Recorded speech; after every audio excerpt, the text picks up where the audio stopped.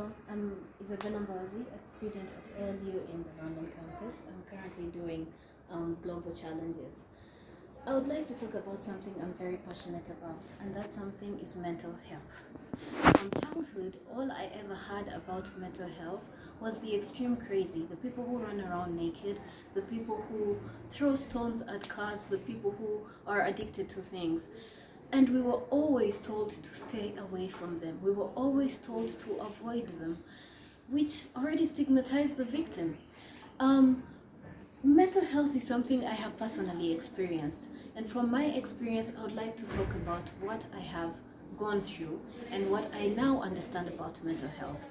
Mental illness in itself is a disorder that takes you away from your normal functioning of your day, your normal functioning of your ability to work, to study, and to move on with life.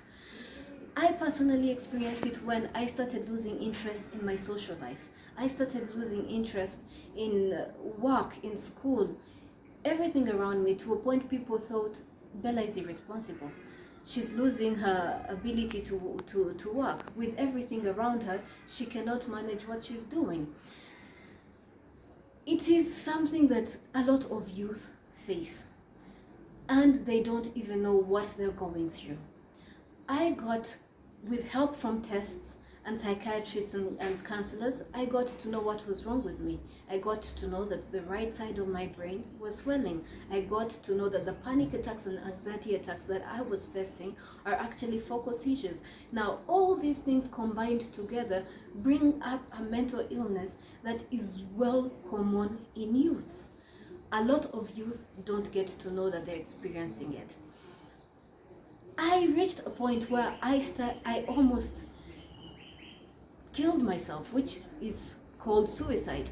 I tried it more than 3 times. In Rwanda, statistics show that 5% of the youth tried suicide in 2020. How can we be reshaping Africa if those are our statistics? The youth are the future of the country. How are we going to manage that if we don't help them? If them themselves don't know that they need help? One other thing, the World Health Organization shows that 75% of low-income countries are the ones that face high mental health issues. It shows that the countries only give out 1% of their budget towards mental health. How is that going to work if we are looking forward to helping the country, to helping the youth? How are we going to manage if the governments themselves are not putting effort to help their own people, which is something we need to work on? It shows that also 2% of the people, of the doctors that we have, are psychiatrists and counselors. How is 2% going to help in what we're doing in the current situation that we're in? We need to advocate for more counselors. We need to advocate for more psychiatrists. We need to I'm sorry. We need to show the government that our youth need to move forward with what they're going on. Our youth need help. We need to put policies, to advocate for policies in institutions that our youth are in. Where are our youth mostly in? Schools, universities, colleges.